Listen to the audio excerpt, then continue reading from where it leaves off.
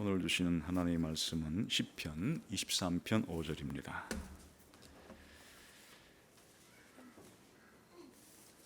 시편 23편 5절. 우리 다 같이 한 목소리로 한번 읽겠습니다. 시작.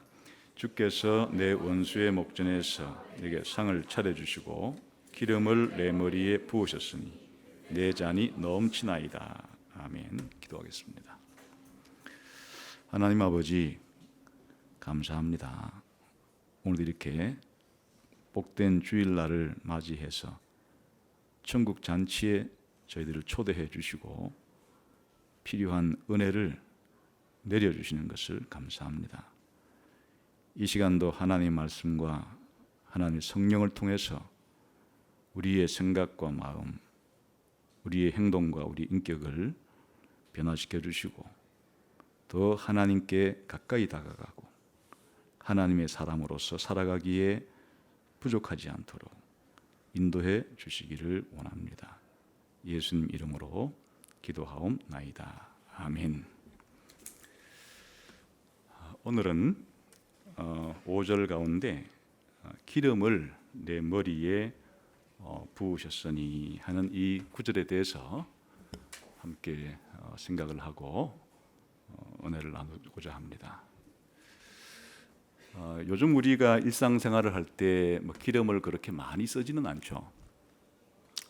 요리할 때 가정 주부들이 기름을 쓰기는 하지만 우리 평범한 우리의 일상의 삶 속에 기름을 사용하는 것은 그렇게 흔한 일은 아니에요. 그런데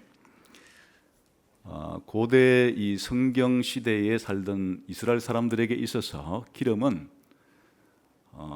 뗄래야 뗄 수 없는 관계에 있어서 이스라엘 사람들이 매일매일의 일상생활하고도 밀접하고 또 하나님을 섬기는 종교생활에서도 밀접하고 아주 밀접한 그런 관계를 가지고 있는 그런 것입니다. 우선 일상생활 속에서 이제 여기서 말하는 기름은 특별한 언급 없으면 다 올리브유예요. 이스라엘에서 지중해성 기후에 잘 자라는 이제 올리브 나무를 열매를 짠 것인데 이 올리브 기름은 일단 요리할 때 요긴하게 쓰여지죠. 올리브 기름을 음식에 첨가하면 음식에 풍미를 더해주죠. 요즘 우리나라에서도 옛날에는 참기름, 들기름만 쓰다가 이런 이제 올리브 기름이 좋다는 걸 알고 요리에 많이 사용하는 분들이 계세요. 이걸로 달걀 프라이 하면 훨씬 더 바삭바삭하다네요. 또 국수 삶을 때 한두 방울 떠뜨리면 아주 면발도 꼬들꼬들하고 사라다 같은 거 만들 때 이거 넣으면 아주 그 고유한 채소의 맛을 북돋워주고 향기도 향긋하고 아주 고급 음식 재료에 넣는 기름이라 하더라고요. 이렇게 기름이 일단 요리할 때 아주 요긴하게 쓰입니다. 근데 이스라엘에서는 요리할 때만 쓰는 게 아니고 등불을 밝히는데도 이 올리브 기름을 써요. 요즘은 이렇게 전기가 있어서 전기를 공급받아 가지고 이렇게 이제 불을 밝히지만 고대에 전기가 없던 시절에는 뭔가 기름을 가지고 등잔불을 밝히는 것인데 이스라엘 사람에게는 이 기름을 가지고 등잔불을 밝히는 그 기름이 이게 없으면 깜깜한 천지가 되는 거죠. 기름으로 오늘날 전기와 같은 역할을 하는 그렇게도 기름이 사용이 되었습니다. 뿐만 아니라 피부 미용에도 이게 아주 좋은 거예요. 특히 이제 이스라엘 사람들에게는 사막 그 기후 같은 게 있으니까 피부가 아주 퍼석퍼석하니 건조해지기가 쉽고 이런데 올리브 기름을 바르게 되면 아주 촉촉하게 피부를 적셔주고 보습 효과가 뛰어나고 하니까 아주 피부 미용에도 이 기름은 아주 요긴하게 사용이 되는 그런 물건이었습니다. 뿐만 아니라 이 올리브 기름은 또 이 치료약으로 쓰였어요. 요즘은 워낙 좋은 약재들이 약이 많이 개발이 돼가지고 질병에 따라서 다양한 약들이 있지만 고대 사회에는 그렇게 뭐 약이 많이 개발되지는 않았는데 이 올리브 기름만 있으면 어지간한 질병에는 다 통용이 되는 아주 요긴한 그런 약용으로도 사용이 되어서 먹기도 하고 바르기도 하고 이게 먹게 되면은 그런 위장이라든지 췌장이라든지 이런 소화기관들을 아주 소화가 잘 되게 만들어주고 또 기능을 튼튼하게 만들어주고 심지어는 궤양까지 치료해주고 하는 이런 효과가 있으니까 아주 이 올리브 기름 하나만 있으면 내복약으로서 아주 요긴하게 사용이 되고 또 상처가 났을 때 요즘은 바르는 연고들이 많지만은 고대 이스라엘에서는 바로 이 올리브 기름으로 상처난 곳을 발라서 이런 살균 작용도 하고 또 이것 자체가 연고제와 같이 사용이 되어서 그렇게 치료에 도움이 되는 요즘 말로 말하면 그냥 팔방미인이죠. 안 쓰이는 곳이 없는 이스라엘의 매일매일의 생활은 이 올리브 기름이 없으면 생활이 가능할까 싶을 정도로 그렇게 아주 다양한 목적에 다양한 용도로 그렇게 널리 쓰이는 재료가 바로 이 올리브 기름이었습니다. 뿐만 아니라 일상생활에도 꼭 필요한 그런 물건인데 더 중요하게는 하나님을 섬기는 일에 있어서 이 올리브 기름이 없이는 불가능한 거예요. 우선 하나님께서 성막을 만들 때 하나님께 예배하도록 바쳐진 물건들은 평범한 용도로 다른 목적을 위해서는 쓰여서는 안 되거든요. 그래 하나님께 예배하는 용도로 이것은 구별되었다. 다른 모든 물건으로부터 분리를 시켜서 하나님 앞에 성별해서 거룩하게 하는데 이 기름을 바르는 거예요. 이 기름을 바르게 되면 이 물건이 성별이 되어서 거룩해져서 하나님께 예배드리는 용도로 쓰이게 되는 거죠. 뿐만 아니라 제사를 드릴 때도 곡식 제사를 드릴 때는 이 기름도 함께 첨가해서 그렇게 제사를 드리고 또 심지어 성막에나 성전에나 성소라는 방이 있는데 거기에 등잔이 있어요. 그 등잔을 밝히는데 반드시 올리브 기름으로 써야 되는 것이. 그러니까 늘 성막과 성전, 성소에서 등잔이 불을 밝힐 때 항상 이 올리브 기름을 통해서 그렇게 성전과 성막에 그런 성소의 방이 밝게 그렇게 비친다. 뿐만 아니라 하나님을 섬길 제사장을 임명할 때 이 기름을 부어요. 그러니까 제사장으로 하나님을 섬길 사람들은 반드시 기름 부음을 받아야 이 올리브 기름으로 기름 부음을 받아야 제사장으로 선별되어서 하나님을 섬길 수 있는 그런 직분을 맡을 수가 있는 거예요. 심지어는 제사장만이 아니라 선지자나 왕이나 하나님이 선택하고 하나님이 임명하는 그래서 하나님의 일을 하는 사람들은 무엇으로서 성별이 되는가 하니까 이 올리브 기름을 부어가지고 하나님의 사람으로 그렇게 세움을 받게 된 거예요. 그러니까 이스라엘이 성전과 성막에서 예배를 드리고 제사를 드리고 그리고 이스라엘의 하나님을 대행해서 일을 맡을 사역자들은 전부 기름 부음을 받음으로 이 일이 가능해졌으니까 이스라엘의 종교 생활에 있어서 이 올리브 기름은 필수품 중에 필수품이 되는 거예요. 이렇게 다양하게 다목적으로 쓰이는 이런 기름이 이스라엘은 굉장히 익숙했는데 오늘 이 시인이 시의 한 구절 가운데 지금 그걸 노래하고 있어요. 주께서 기름으로 내 머리에 부으셨다. 그러니까 친숙한 지금 그런 형국인데 기름으로 머리를 붓는 이 일은 이 시편 23편 5절의 문맥 속에서 뭘 의미하는 걸까 하는 것이 이제 첫 번째 중요한 사실이고 두 번째는 하나님과 하나님의 백성 사이의 관계에 있어서 시대를 초월해서 하나님이 당신의 사람들 신자들에게 기름을 붓는다는 것이 무엇을 의미하고 우리의 신앙생활에 어떤 적용을 할 수가 있을 것인가 하는 게 두 번째 살펴볼 문제가 되겠어요. 우선 이 5절에 머리에 기름을 붓는다라는 이 구절이 목자와 양과의 관계에서 일어날 수 있는 일일 수도 있고 지금 잔치석상에서 손님에게 기름을 붓는 일일 수도 있어요. 그러니까 이제 이 5절 6절을 지금까지 살펴보았듯이 끝까지 이 시가 목자가 양에게 베풀어주는 그런 목양의 과정을 의미한다면 이것은 목자가 양에게 기름을 붓는 거예요. 어떨 때 목자가 양에게 기름을 붓는가 하면 주로 양에게 기름을 부을 때는 치료용으로 그렇게 기름을 사용을 해요. 우선 그 양들이 해충에 시달리는 게 사람만 뭐 모기라든지 파리 같은 해충에 시달리는 게 아니고 양들도 해충에 시달리죠.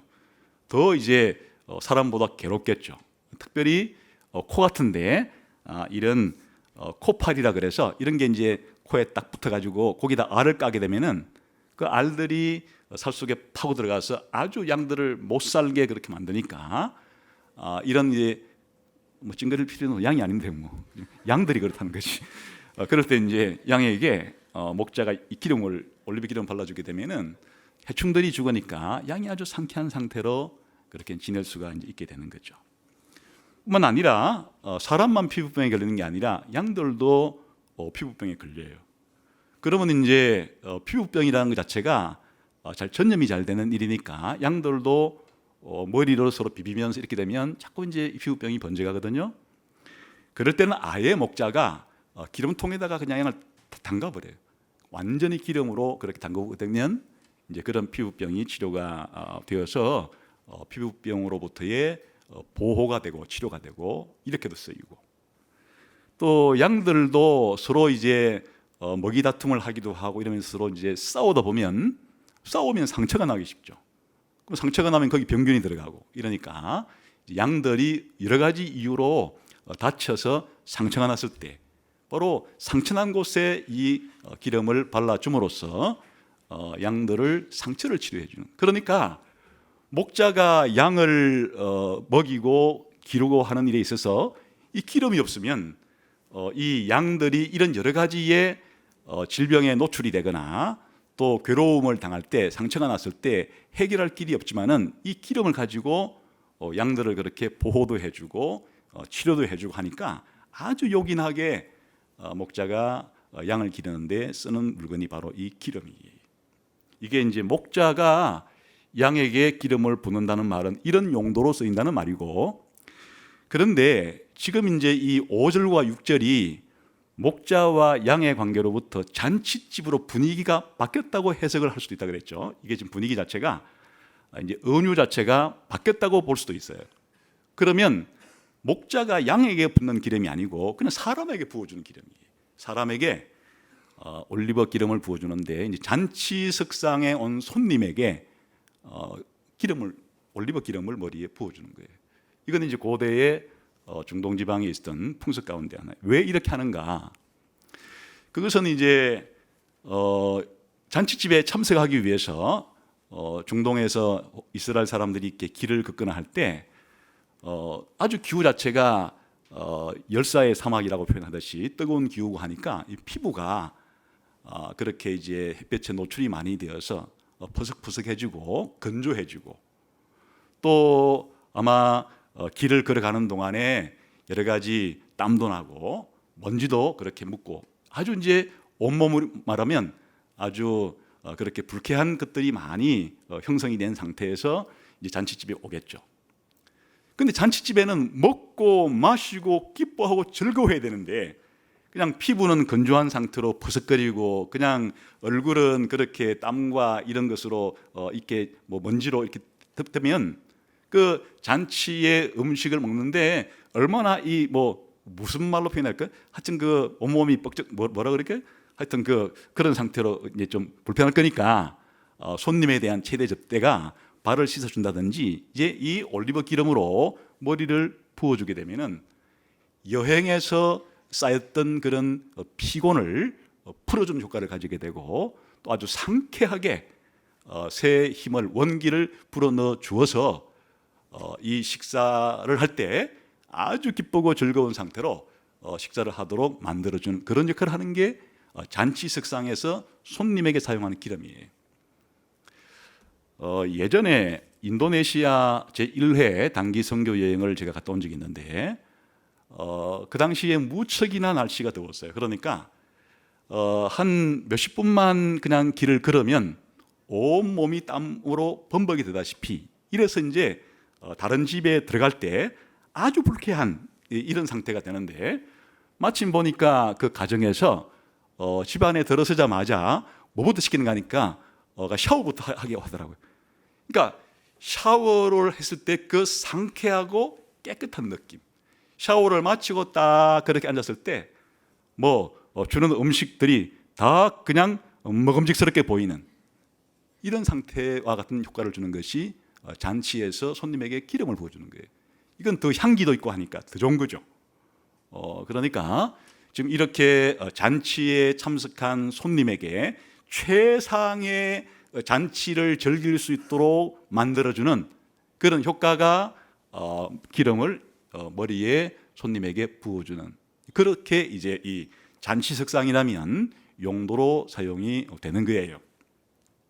그런데 실제로 우리가 더 궁금한 것은 무엇인가 하면 이게 하나님과 하나님 백성 사이의 관계에서 하나님이 하나님의 자녀들에게 기름을 부어준다는 것은 이게 뭘 말하는 걸까 하는 게 우리에게는 이제 더 중요한 것이고, 이것은 시대와 장소를 초월해서 모든 하나님의 백성에게 하나님께서 마치 목자가 양에게 기름을 붓던, 잔치집에 온 손님에게 이 기름을 부어주건 하나님이 하나님을 믿는 우리 신자들에게 기름을 부어준다는 것은 무슨 의미가 있는 것일까 하는 게 이제 중요한 문제예요. 그랬을 때 우선 이 기름을 붓는다라고 하는 것 자체가 사람에게 적용이 되었을 때 특별히 하나님을 섬기는 왕이라든지 제사장이라든지 선지자들에게 아까 그들을 임명할 때 뭐 한다 그랬죠? 기름을 부어서 그들을 왕으로 제사장으로 선지자로 삼는다 그랬는데 왜 그랬을까?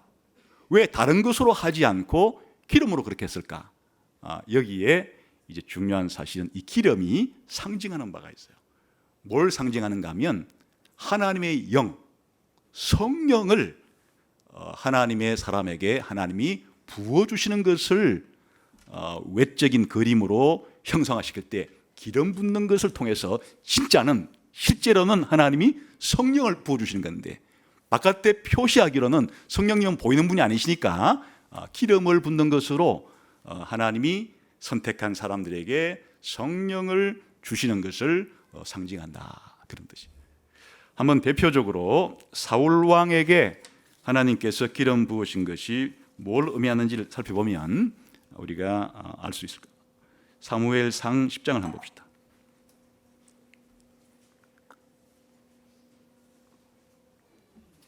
사무엘상 10장 같이 한번 우선 1절을 읽어보겠습니다. 시작.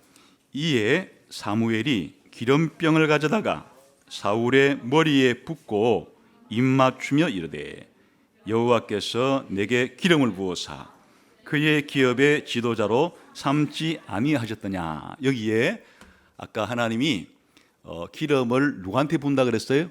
제사장이나 선지자나 왕을 세울 때 하나님이 기름을 붓는다 그랬는데 여기는 이제 무슨 사례예요? 왕을 세울 때 사울이라는 사람에게 왕을 세울 때 이제 오늘부터 사울 너를 이스라엘의 왕으로 임명한다, 이런 식으로 말하지 않고 지금 뭘 붓고 있어요? 사무엘을 통해서 기름을 머리에 붓고 있어요. 이 표시가 하나님이 당신을 뽑아서 이스라엘의 왕으로 임명했습니다 라는 표시예요. 그런데 외형적으로는 그렇지만 이제 사람이 왕이 된다고 해서 갑자기 왕 노릇을 잘할 수 있는 것은 아니잖아요. 그러니까 하나님이 왕으로 뽑은 사람에게 왕의 사역을 잘 감당할 수 있도록 뭔가 내적으로도 하나님께서 변화를 시켜주시고 힘을 공급해주고 이런 일이 필요하잖아요. 그게 바로 하나님의 영을 그 사람에게 주셔서 성령의 인도를 받아서 그런 역할들을 잘 감당하도록 하신다는 말이 읽어보게 되면 나오게 되는 거예요. 한번 6절을 봅시다. 쭉쭉쭉 좀 더 넘어가서 6절을 봅시다. 시작. 네게는 여호와의 영이 크게 임하리니 너도 그들과 함께 예언을 하고 변하여 새 사람이 되리라. 아까 1절에서 사울 왕에게 뭘 부었다 그랬죠? 기름을 부었는데 기름을 부었다는 말이 무엇인지를 6절이 설명해 주고 있는 거예요. 하나님의 영이 크게 사울에게 임해서 지금과는 다르게 사울이 뭔가가 변화되게 해서 마치 외형적으로 볼 때 선지자들이 하나님의 영을 받아서 예언하는 것처럼 이 사울이 그 예언자의 무리 속에 들어가서 함께 예언할 수 있도록 놀라운 외적인 변화가 생기고 있죠. 이게 지금 누가 이런 일을 하게 해주시는 거라고요? 성령, 하나님의 영, 성령이 사울에게 임해서 사울을 그렇게 만들어준다 하는 게 연결되어 있는 거예요. 기름 붓는 것과 성령이 사울에게 임하는 것을 연결시키고 있다 그런 말이에요. 그 다음에 16장 13절에 가보면 다윗을 왕으로 세울 때도 마찬가지예요. 한번 사무엘상 16장 13절을 봅시다. 다 같이 한번 읽어보겠습니다. 시작. 사무엘이 기름 뿔병을 가져다가 그의 형제 중에서 그에게 부었더니 이날 이후로 다윗이 여호와의 영에게 크게 감동되니라. 여기 더 직접 그냥 붙여놨어요. 다윗이 이스라엘의 왕으로 임명을 받았을 때 실제로 하나님은 다윗을 그냥 혼자 내버려 두지 않았어요. 내가 너를 왕으로 선택은 했고 왕으로 임명은 하겠지만은 네가 앞으로 왕으로서 적군들을 무찌르고 이스라엘 백성들을 통치하고 이렇게 하는 과정에서 너의 지혜를 쓰고 너의 능력을 발휘하고 네가 열심히 한번 해봐라 이렇게 하지를 않고 하나님께서 다윗을 왕으로 삼고 왕으로 임명함과 동시에 누구를 이 다윗에게 충만히 부어주신 거니까 하나님의 영, 성령이 그날 이후로 다윗을 떠나지 않고 다윗의 삶 가운데 역사하도록 해서 우리가 다윗의 일대기에 나오는 모든 다윗의 그런 놀라운 역사들이 다윗이 잘나서 그렇게 한 것이 아니라 지금 보면 하나님이 다윗이 왕으로 임명받을 때부터 다윗에게 뭘 허락하신다고요? 하나님의 영을 떠나지 않게 역사해서 그렇게 하셨다 이렇게 말하고 있는데, 그런데 눈으로 보기에는 이와 같은 사실들을 이스라엘 사람들이 알게끔, 다윗도 알게끔 무슨 장면으로 이것을 대한 외적인 표시해 줬는가 하니까 뭘 보았다고요? 기름을 부은 거로. 그러니까 다윗이나 이스라엘 사람들이 본 것은 그냥 머리에 기름을 붓는 것밖에는 체험한 적이 없지만, 기름을 붓는다는 것이 의미하는 바는 하나님의 영이 이제부터는 다윗의 인생을, 다윗의 사역을 그렇게 인도하시고 역사하신다고 하는 그런 표현이다. 그러면 이 두 가지가 붙어 있는 거예요. 기름을 붓는다는 의미가 바로 하나님의 영을 충만히 허락해서 하나님의 영에 의해서 살아가는 사람들이 되도록 이렇게 한다는 의미다. 그런 말이죠. 이사야 61장 1절을 보게 되면 좀 더 이제 이것이 먼 미래의 예언으로 발전이 되는데, 한번 이사야 61장 1절을 봅시다.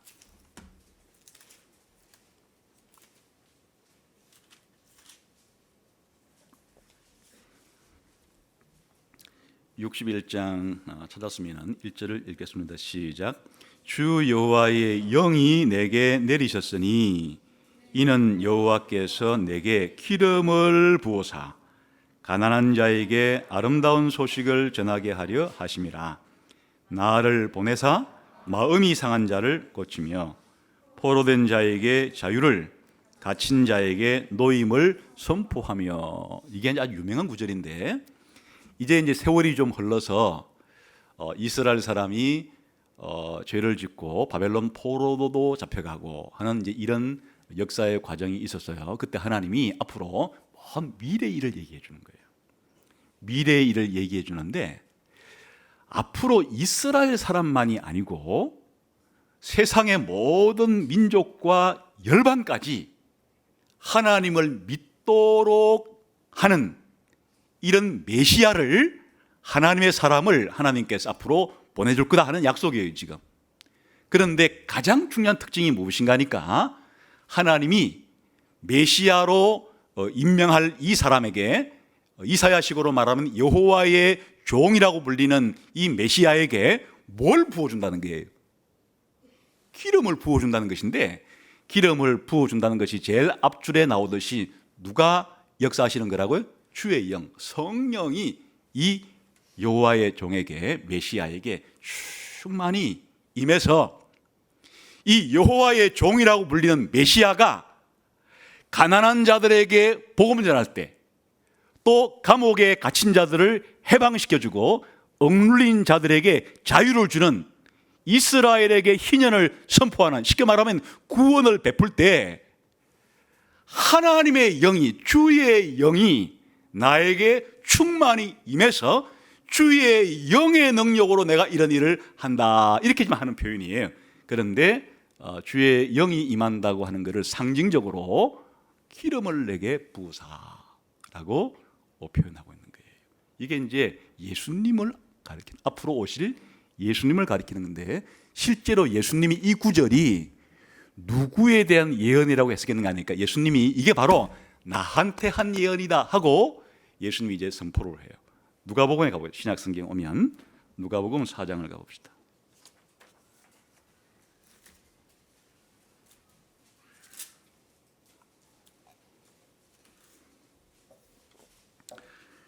누가복음 4장 16절부터 18절까지를 같이 읽겠습니다. 시작. 예수께서 그 자라나신 곳 나사렛에 이르사 안식일에 늘 하시던 대로 회당에 들어가사 성경을 읽으려고 소심해 선지자 이사야의 글을 들이거늘 책을 펴서 이렇게 기록된 들을 찾으시니 곧 주의 성령이 내게 임하셨으니 이는 가난한 자에게 복음을 전하게 하시려고 내게 기름을 부으시고 나를 보내사 포로된 자에게 자유를, 눈먼 자에게 다시 보게 함을 전파하며 눌린 자를 자유롭게 하고. 계속 읽겠습니다. 주의 은혜의 해를 전파하게 하려 하심이라 하였더라. 책을 덮어 그 맡은 자에게 주시고 앉으시니 회당에 있는 자들이 다 주목하여 보더라. 이에 예수께서 그들에게 말씀하시되 이 글이 오늘 너희 귀에 응하였느니라 하시니. 지금 예수님이 이 말씀을 하신 직전에 무슨 사건이 있었는가 하면 요단강에서 세례를 받으셨어요. 요단강에서 세례를 받으실 때 하나님 아버지께서 세례 받으신 예수님에게 성령을 충만히 그렇게 부어주셨어요. 그래, 이 사건을 예수님이 뭐라고 해석했는가 하니까, 내가 세례를 받을 때 하나님께서 나에게 성령을 충만히 부어주신 이것이 바로 이사야 61장 1절부터 그렇게 주의 종에게, 여호와의 종에게 하나님이 성령을 부으시고 기름을 붓겠다고 하는 그 약속이 오늘 나에게 이루어진 것이다. 예수님이 설교를 하시고, 예수님이 전도를 하시고, 예수님이 병자를 고치시고, 장차 예수님이 십자가에 죽으시고 부활하시는 이런 일들이 그냥 예수님 개인이 가지고 있는 능력과 지혜로 한 것이 아니라, 지금 이 성경에 의하면 하나님께서 예수님이 그렇게 메시아로서 사역을 할 수 있도록 누구를 충만히 부어줬다는 얘기? 성령님을 충만히 역사할 수 있도록 부어주시는데, 그것을 그림처럼 생생하게 표현할 때는 뭘 부었다고 말한다고요? 기름을 부어주셨다라고 말해요. 기름을 부었다는 것이 다른 말로 말하면 성령을 부어줬다, 그런 말이에요. 예수님께는 이 올리브 기름을 붓지 않았어요.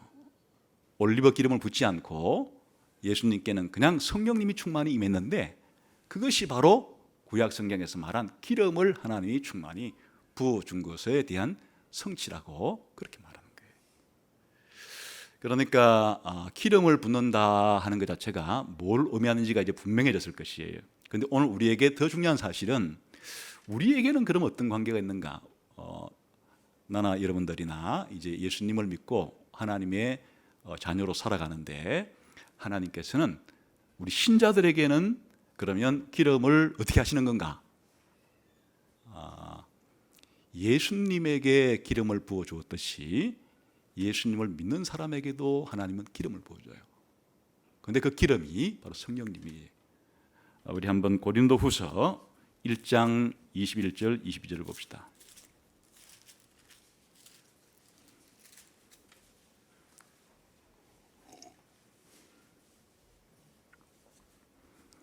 고린도후서 1장 21절 22절을 읽겠습니다. 시작.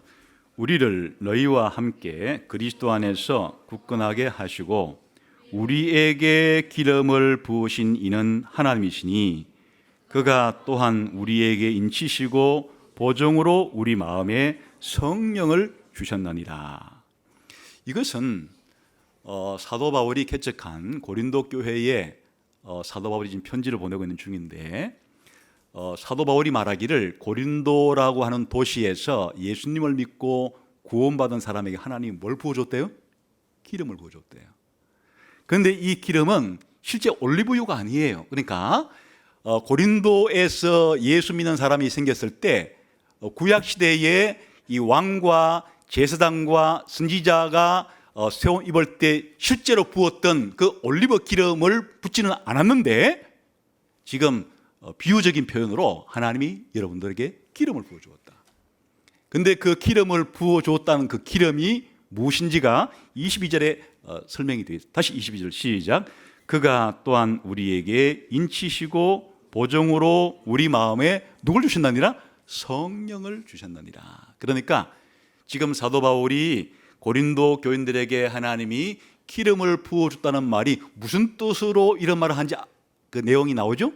성령님을 고린도 교회 성도들에게 주신 일, 성령님을 부어주셔서 고린도 교인들에게 성령님이 역사하시고 인도하시고 이 고린도 교인들의 삶을 그렇게 보호하고 이끌어 가도록 고린도 교인들에게 하나님의 영, 성령을 주신 일을 구약시대의 사건에 빗대어서 설명할 때 뭘 부어줬다고 말했다고요? 기름을 부어주었다, 이렇게 말합니다. 그러니까 구약시대의 왕이라든지 선지자라든지 제사장 같은 하나님이 선택해서 하나님이 가려 뽑아서 하나님 백성으로 삼고 하나님의 일꾼으로 삼으신 사람들에게 기름을 부어서 성령으로 함께 했던 바와 같이 이 일은 예수님에게만 그렇게 하지를 않고 누구에게도 하나님은 이렇게 하시는 거니까 저나 여러분 같은 예수 믿는 사람들에게도 하나님은 기름을 부었다고 말한다. 예수님을 믿고 거듭난 사람이라면 누구나 하나님이 주시는 이 성령을 받은 사람이에요. 그리스도의 영, 성령이 없이는 아무도 예수님을 주라고 고백할 수도 없고 그리스도의 사람이라고 말할 수도 없다는 것이. 그러니까 그냥 이 성령님이 역사하는 것은 아주 극소수의 특출난 사람들에게만, 사도 바울이나 베드로 같은, 요한 같은 이런 사람들에게만 하나님이 성령으로 기름을 붓고 그냥 평범한 신자들에게는 그런 일을 일으키시지 않는 것이 아니라 그냥 예수님을 믿어 하나님의 자녀가 되고 하나님의 백성이 되고 기독교인이 된다는 것 자체는 하나님이 그에게 성령을 보내주시지 않으면, 다시 말하면 성령으로 기름을 부어주지 않으면 절대 그리스도인이 될 수가 없다, 그런 뜻이에요. 그러니까 여러분이 예수님을 믿는 사람이면 여러분들에게도 하나님의 여러분의 머리에 기름 부은 사람들이. 그래서 우리가 예수님을 이름을 부를 때 예수 그리스도다 이렇게 부르는데, 이 그리스도라는 말 자체가 기름 부음 받은 사람이라는 뜻이에요. 기름 부음 받은 사람이라는 게 그냥 메시아라는 말의 뜻이에요. 그러니까 예수님, 기름 부음 받은 사람, 이런 뜻이에요. 그럼 여러분들을 누구라고 부르는가 하니까 그리스도인이라고 부르는데, 여러분들이 그리스도인이라고 부른다는 것은 여러분의 이름 뜻 자체가 뭐를 받은 사람들이란 말이에요? 기름 부음을 받은 사람들이란 뜻이에요. 예수님이 기름 부음을 받으신 분이기 때문에 예수님을 믿게 되면 예수님과 연합이 되어서 예수님 믿는 사람도 하나님께서 동일하게 하나님의 성령을 주셔서 하나님을 믿는 사람으로 만드신다. 그러니까 예수님을 믿는 사람 이꼴 하나님의 성령으로 기름 부음을 받은 사람, 이렇게 말할 수가 있다, 그런 말이에요. 그래서 이 성령님이 신자들에게 하는 역사는 아까 이스라엘 사람들의 생활 속에 매일의 일상생활이건 하나님과 예배드리는 생활이건 뭐가 없이는 이루어지지 않는다 그랬어요? 이 기름 없이는 일상생활도 불가능하고 하나님께 예배드리는 생활도 불가능하고 하나님께 선택을 받아 하나님의 일을 하는 것도 불가능하고, 전부 다 이 기름으로서 이 이스라엘 사람들의 일상의 다양한 생활들과 하나님을 예배하는 일과 하나님의 사람으로 선택받아서 하나님의 일을 하는 이 일에 있어서 그 기름이 그렇게 요긴하게 필수품으로 사용되게끔 하나님이 했던 이유가 여기 있는 거예요. 다시 말하면 우리 기독교인들이 예수님을 믿는 일에서부터 하나님을 예배하고 하나님의 교회를 봉사하고 가정생활에서 남편과 아내로서 남편은 남편답게, 아내는 아내답게, 부모는 자식에게 부모답게, 자식은 부모에게 자식답게, 우리가 직장생활에서 신자답게 살아가는 모든 일에 있어서 성경은 말하기를 성령님의 역사가 없이는 불가능한 것이다. 성령 충만 받지 않으면 우리의 삶은 부패와 오염과 죄악으로 우리 속에 있는 이런 것들이 그냥 시기와 질투와 음란과 온갖 이와 같은 육체의 열매만 나올 뿐이지만, 우리가 사랑과 기쁨과 평화와 오래 참음과 자비와 양성과 충성과 온유와 절제와 같은 정말 하나님의 성품을 닮은 사람같이, 예수님을 닮은 사람같이 그렇게 살아가고, 그렇게 우리가 찬양을 드리거나 기도를 하거나 전도를 하거나 성도의 교제를 하거나 모든 일을 하는 데 있어서 그리스도의 이름에 걸맞게 하기 위해서는 성령의 충만이 필수적이다. 신약 성경은 우리 예수 믿는 삶에 있어서 가장 중요하고도 가장 필수적인 것이 신앙생활을 처음 시작할 때 성령님을 받는 일뿐 아니라 그 이후의 모든 사람들이 성령님의 인도를 받아서 살아가는 삶이다, 이렇게 말하는 거예요. 이게 기름을 내 머리에 부으셨습니다 라고 하는 신자의 고백은 하나님께서 하나님의 영으로 저를 충만하게 해 주셔서 제가 이렇게 신앙생활을 감당하고 있습니다 라고 하는 고백과 방불한 것이에요. 그래서 성령님이 사실은 신약 성경의 내용들은 전부 다 사도 바울이 사역을 하거나 베드로가 사역을 하거나 요한이 사역하거나 전부 다 성령님의 역사로 전부 다 이렇게 그래서 기술을 하죠. 하나님의 영의 역사가 없이는 우리 신자의 삶이란 불가능한 것이. 그래서 성령 세례다, 성령 충만이다, 성령의 인도하심이다, 성령의 열매다, 온갖 이야기들을 전부 다 성령님의 역사로 살아가는 예수의 사람인 동시에 성령의 사람이라고도 할 수 있는 사람들이 기독교인이에요. 성령님이 우리 안에서 행하시는 일들이 굉장히 많은데, 성령님을 부르는 그냥 그 이름 속에, 호칭 속에 성령님이 우리에게 해주신 일들이 그대로 그냥 녹아들어 있어요. 가장 먼저 우리가 성령님을 부를 때 말 그대로 하나님의 영을 성령이라고 불러요. 거룩한 영 혹은 거룩하게 하시는 영. 그러니까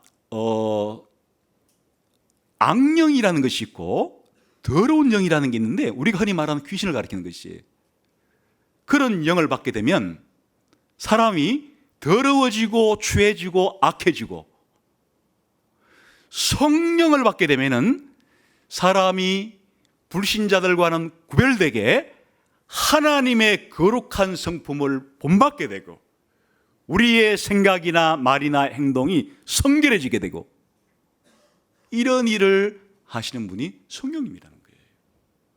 그러니까 성령님은 우리 가운데 부어지면 부어질수록, 다시 말하면 강하게 역사하면 강하게 역사할수록 우리가 더 성결해지고 더 거룩해지고 더 하나님을 성품을 닮아가는 그런 사람들이 되게끔 해주시는 분, 성령님이에요.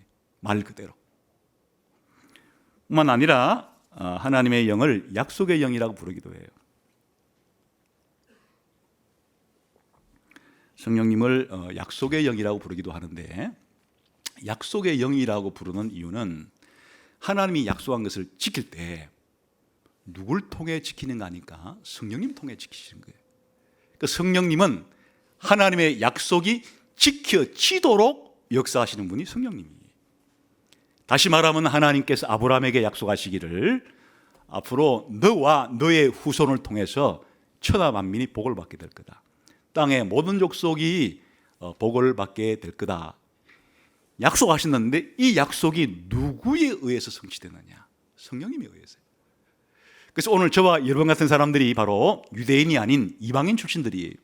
어떻게 이방인 출신인 저와 여러분이 예수님을 믿어서 이 아브라함의 영적인 후손들이 되었는가?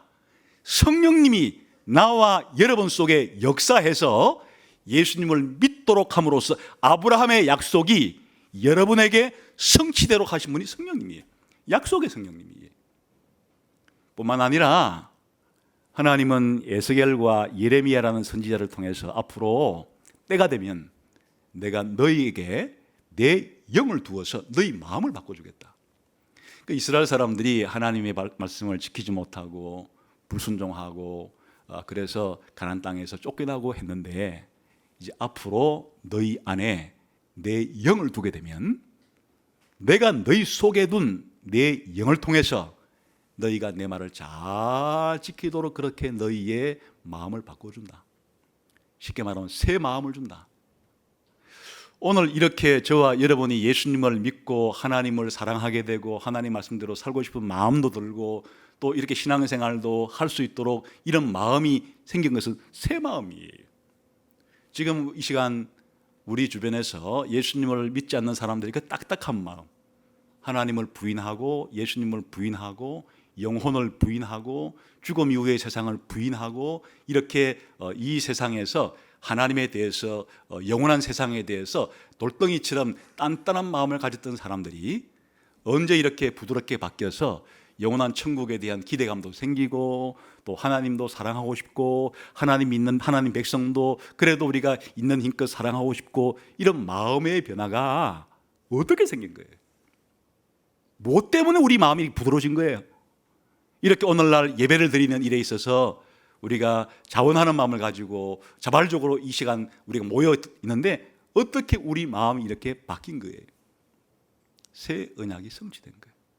하나님의 성령께서 우리 마음을 그렇게 만드신 거예요. 그뿐 아니라 성령을 진리의 영이라고 부르기도 하죠. 이 세상에는 수많은 가르침들이 있어서 사실 누구의 가르침이 옳은지에 대해서 판단을 내리기가 쉽지 않아요. 우리가 가지고 있는 그 지식 자체가 적고 또 우리의 지능 자체가 모든 것들을 다 판별하기에는 턱없이 아주 모자라요. 그런데 이 세상에 쏟아져 나오는 수많은 가르침들을 우리가 무엇이 더 영원 불변한 진리라고 분별해낼 수가 있을까? 성령님이 그 사람 속에 역사를 해야만 우리를 진리 가운데로 인도해 주시고 진리를 받아들이게 해 주시고 진리를 기뻐하고 진리를 증거하고 이렇게 살아갈 수 있도록 해 주시는 분이 성령님이에요. 엄청난 일들을 우리 가운데 해 주신다. 그뿐 아니라 성경에 보게 되면 성령님을 양자의 영이라고 부르기도 해요. 양자라는 게 뭔가 하면 이방이란 말이에요. 원래 예수님과 아버지 하나님과의 관계는 삼위일체 하나님의 관계로서 영원 전부터 아버지와 아들이 함께 계셨어요. 그 영원한 하나님의 아들이에요. 그 독생자라고 불러요. 그런데 저와 여러분 같은 예수님을 믿고 하나님의 자녀가 된 사람은 본래부터 하나님의 자녀가 아니에요. 하나님의 자녀로 전부 다 입양된 사람들이에요. 그러니까 우리가 하나님의 아들이라고 자녀라고 불리는 이유는 하나님의 자녀로 입양이 됐기 때문인데 누가 우리를 하나님의 자녀로 입양시켜 주시는가? 성령님이에요. 성령님께서 우리 안에서 우리를 하나님의 아들로 입양되게 해서 우리 입술을 통해서 하나님을 아버지라고 아빠 아버지라고 이렇게 부르도록 해 주시는 분이 성령님이에요. 세상에 그 어떤 종교가 이 천지를 창조하신 하나님께 아빠라고 부르면서 가깝게 하나님의 자녀라는 의식을 가지는 사람이 어떻게 생길 수가 있어요? 성령님이 양자의 영으로서 우리 가운데 우리를 하나님의 자녀로 입양시켜 주시는 일을 성령님이 하신다. 성령님이 우리 가운데 역사하지 않으면 아무도 하나님 자녀가 될 수가 없는 것이. 뿐만 아니라 성령님은 지혜와 계시의 영이라고 불리면서 하나님에 대한 이런 지식과 지혜를 우리들로 하여금 깨닫게 하고 받아들이게 하고 더 깊이와 넓이와 높이를 알아감으로써 세월이 지나 갈수록 하나님을 더 사랑하고 헌신하고 충성하고 기뻐할 수 있도록 지식과 계시를 우리 가운데 주시는 분도 성령님이시다. 그뿐 아니라 성경을 보게 되면은 성령님을 은혜의 영이라 생명의 영이라 영광의 영이라 이렇게 부르는데 전부 다 성령님이 우리 가운데 해 주시는 것을 가리키는 거예요. 은혜의 영이다. 성령님이 우리에게 뭘 주신다는 게? 은혜를 주신다는 게. 하나님의 은혜를 받는데 하나님이 누굴 통해 은혜를 주시느냐? 성령님을 통해서 우리에게 각종 은혜를 주시니까 성령님은 하나님의 은혜를 우리에게 배달해 주시고 우리 각자에게 하나님의 은혜를 누리도록 해주시는 은혜의 영이다. 우리들에게 생명을 주시는 생명의 영이다. 장차 우리를 영광스럽게 만드시는데 누가 그렇게 하시는가? 우리가 부활의 날에 전부 다 부활하신 예수님처럼 우리 신자들이 부활의 몸을 입고 영광의 몸을 입고 영광스러운 존재로 이렇게 될 텐데 누가 그렇게 해주시는가? 그냥 예수님만 오시면 자동적으로 우리가 부활하고 자동적으로 우리가 그리스도처럼 변화되는가? 천만의 말씀. 성령님께서 한 사람 한 사람을 부활시키시고 부활한 그 사람들이 전부 다 영광스럽게 이렇게 만들어주시는 분이 성령님이시다. 그러니까 신자의 삶은 예수님이 없으면 아무것도 아닌 만큼이나 성령님이 없으면 성령님이 우리 속에 역사하지 않으면 아무것도 아니다. 기름으로 머리에 부음을 받는 것이 이스라엘 사람들의 삶 속에서 하나님의 사람으로 그렇게 세움을 입고 남들과는 구별되는 하나님께 선택을 받아 하나님의 일을 행할 수 있는 하나님의 일꾼이 되는 것이 기름 부음 받아야 되는 것이듯이 일상의 삶에 피곤에 찌들고 지치고 고단한 삶을 새롭게 원기를 회복해주고 살만 나게 해주고 힘있게 만들어주는 것도 기름일 뿐 아니라 일상생활에 모든 구석구석 요리를 하건 불을 켜건 치료를 하건 그리고 우리 생활 속에 필요한 모든 일에 기름이 없이는 거의 이스라엘 삶에 불가능하듯이 오늘 우리가 주일날을 맞이해서 예배드리러 오고 싶은 마음이 생기고 우리가 두 발로 걸어는 왔지만은 이렇게 되도록 우리 마음을 움직여 주시고 찬송을 부르고 기도를 하고 헌금을 드리고 설교를 듣고 감동을 하고 교제를 하고 행할 수 있는 모든 일들이 하나님이 부어주신 기름 같은 성령님에 의해서 우리에게 일어나는 일이다. 그러므로 주께서 내 머리에 기름을 부으셨다는 것이 얼마나 향기로운 고백이에요. 얼마나 아름답고 복된 고백이에요. 사실 성령의 기름 부음이 그야말로 바닷물 속에 잠기듯이 충만할 때가 있을 터인데 그때는 우리가 죽어 주님 앞에 설 그때에 이 상태로는 주님 앞에 설 수가 없어요.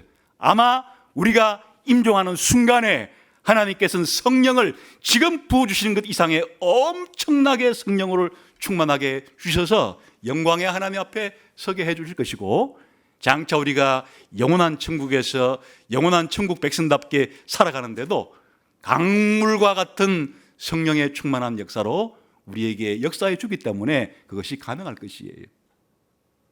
그런데 그날이 오기 전에 하나님은 은혜롭게도 매 주일의 이 예배가 하나님이 배설한 잔치와 같은 것이고 성령님께서 여러분의 삶 가운데 일주일 중에서 어느 때 가장 강력하게 기름을 부어주시고 역사하시는 것 바로 예배 시간이에요. 설교를 들을 때, 기도를 드릴 때, 찬양을 드릴 때, 우리의 마음을 쏟아 하나님 앞에 헌물을 드릴 때 일주일의 그 어느 때보다도 하나님의 성령께서는 이 공동체의 예배 가운데 성령께서 기름 붓듯이 우리 가운데 해주셔서 우리의 지성을 새롭게 만들고 우리의 마음을 녹여주시고 우리가 하나님의 뜻대로 새롭게 살고 싶습니다라고 하는 마음을 주시고 일주일 동안에 또 세상의 여러 가지 먼지들을 뒤집어 쓰고 온갖 병충해에 시던 식물들처럼 온갖 세상의 사고방식에 노출이 되어서 기운도 빠지고 이 나그네 길을 걷는 동안에 지치고 상하고 쓰러진 심령들에게 다시금 기름을 발라주어서 원기를 회복시켜주고 상쾌함을 다시금 맛보게 해주고 기쁨으로 하나님을 사랑하고 영원한 천국을 사모할 수 있게 해주시는 것이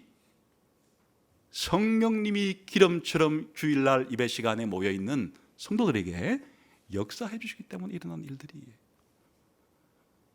그런 면에서 우리들도 시편의 기자처럼 노래할 수 있어요.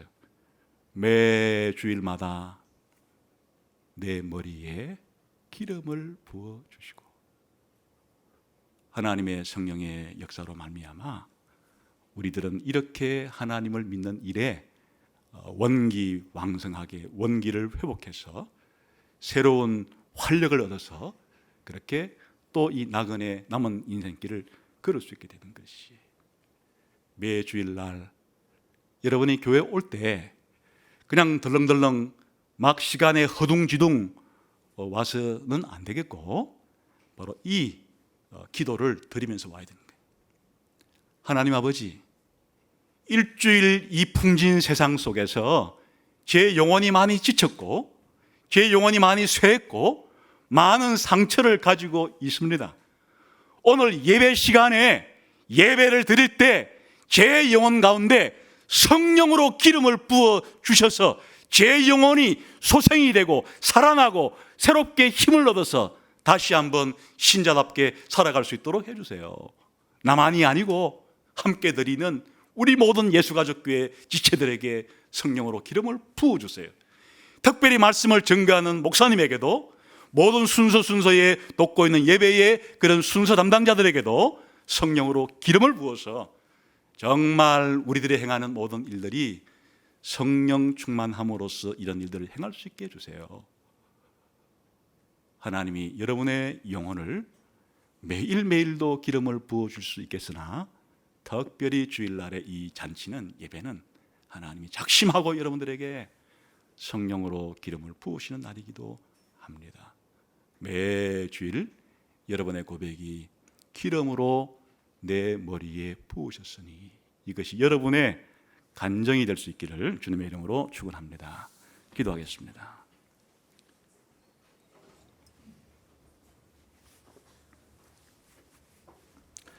하나님 아버지 정말로 고맙습니다.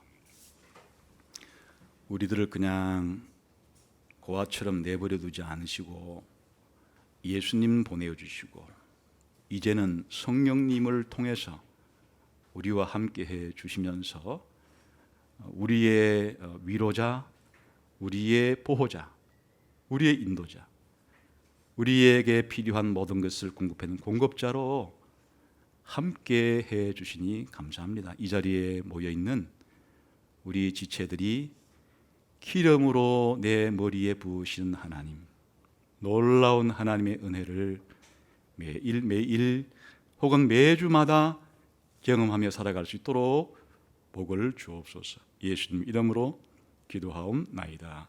아멘.